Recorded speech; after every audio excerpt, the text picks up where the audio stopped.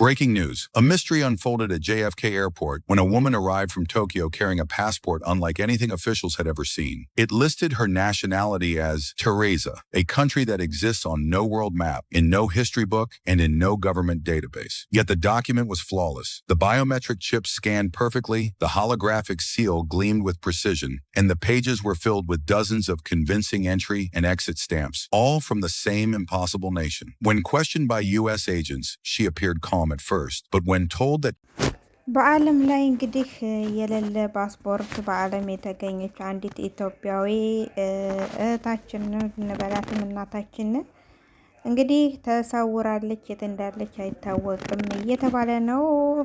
በጣም የሚገርም ታሪክ ነው ደግሞ ይሄ። ትሮንዛ የሚባል ሀገር ፓስፖርት ይዛ ነው እንግዲህ ከጃፓን ወደ አሜሪካ ጉዞዋን ያደረገችው። አሰላሙ አለይኩም ወራህመቱላሂ ወበረካቱ። ሰላም ጤና ይስጥልኝ። ውድና የተከበራችሁ ውድ ቻናሌ ቤተሰቦች እንዴት ናችሁ? ደህና ናችሁ ወይ? እኔ ያለው አልሐምዱሊላህ ረቢል ዓለሚን። እናንተም በያላችሁበት የዓለም ዳርቻ ሰላማችሁ ብዙ ትርፍ ይበልኝ።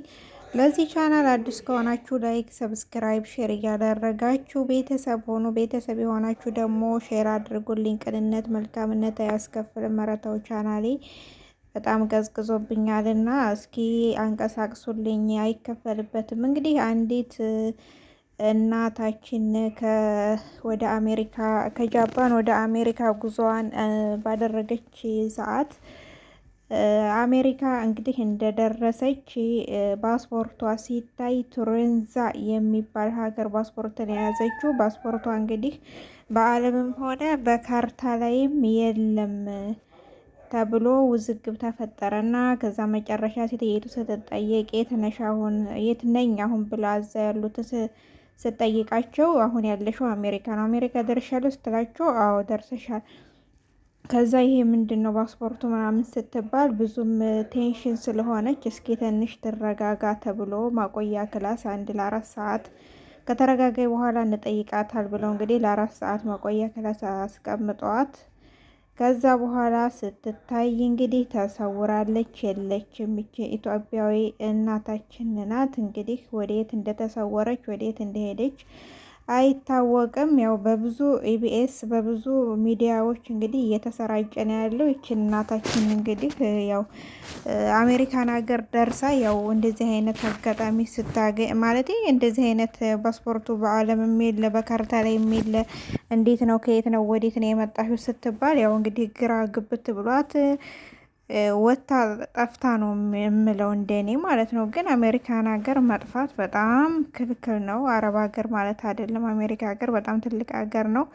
መጥፋት የለባትም ነበር። እዛ ሆና የሚያስፈልገውን ነገር አስተካክለውላት ወይም እንኳ ወደ ሀገር መመለስ ትችል ነበር እንጂ አሜሪካን ሀገር ደርሳ ወዴት እንደተሰለበች አይታወቅም። በብዙ ሚዲያ እንግዲህ ዛሬ ላይ እየተሰራጨ ነው። በእንግሊዘኛ በተለያየ ቋንቋ እየተሰራጨ ነው ያለው። ይች እናታችን እንግዲህ ወዴት እንደገባ ያለህ ነው የሚያውቀው።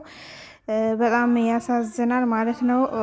እንግዲህ እናታችንን አላህ ያስገኛት ወዴት እንደሄደች። ያው እንግዲህ በሚዲያ ሶሻል ሚዲያ ተጠቃሚ ከሆነ ብዙ በሚዲያ እየተሰራጨ ስለሆነ እንግዲህ ይሄንን ሶሻል ሚዲያውን አይታ ልትመጣ ትችላለች ብዬ ነው የማስበው። ግን ቱሬንዛ የሚባል ሀገር እንዴት ካርታ ላይ ምንም በዓለም ላይም እንዴት የለም? እኔ በጣም ነው ያጀበኝ። ካርታው ላይ ግን እኮ ቱሬንዛ የሚባል ሀገር አለ።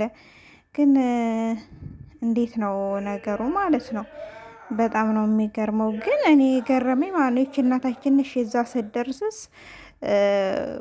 ፓስፖርቷ ካርታ ላይ የለም ተባለ። መጀመሪያ እኮ ወደ ኤርፖርት ስንገባ ብዙ ፓስፖርታችን ፍተሻ ይደረግበታል። ብዙ ነገር ተደርጎ ነው እዛዛ እንዴት አለፈኝ ነው የኔ ጥያቄው ማለት ነው። ምክንያቱም ብዙ ነገሮች አልፈን ነው ትክክለኛ እንኳ ፓስፖርት ይዘን ብዙ ተፍትሽ ተደርጎብን ብዙ ነገር ታይቶ ከዛ በኋላ ነው ወደ ጠያራ የምንሄደው ማለት ነው። እና ከዛ ላይ እንዴት አሳለፏት? ከዛ ላይ አልፋ እንዴት አሜሪካን ሀገር ከገባይ በኋላ ፓስፖርትሽ ካርታ ላይ የለም ተባለች። እኔ በጣም ድንቅ ነው የሆነብኝ ከምር። ምክንያቱም እንዴት አሳልፏት መጀመሪያ ላይ የሚባለው ማነው ደግሞ ኢትዮጵያዊ መሆኗ አጃኢብ ነው እንግዲህ ኢትዮጵያ ያው በየሄድንበት መጥፋት ሆኗል ስራችን። አሁንም እንግዲህ አሜሪካን ሀገር ያክል ገብታ አስባችሁታል እንግዲህ መሰወር ማለት ከባድ ነው። ስማችን ያው እየታወቀ በብዙ ነገር በመጥፋት በአረብ ሀገሩን በመጥፋት በሌላም ሀገር በመጥፋት እየታወቀ ነው ያለው። ብቻ ከባድ ነው እንግዲህ እናታችንን አላህ ያስገኛት። ያው ተደናክሯት ነው ይሆናል ብዬ ነው የማስበው። በተረፈ ውድ ሀገሬ ልጆች የዛሬው ቪዲዮ ይሄን ይመስላል። በሌላ ቪዲዮ ውስጥ የምንገናኝ። ሰላም ሁኑልኝ። ሰላሙ አሌይኩም ወረህመቱላሂ ወበረካቱ። ባይ ባይ ውዶቼ። ላይክ አድርጉልኝ። ቪዲዮውን ላይክ አድርጉ፣ አይከፈልበትም።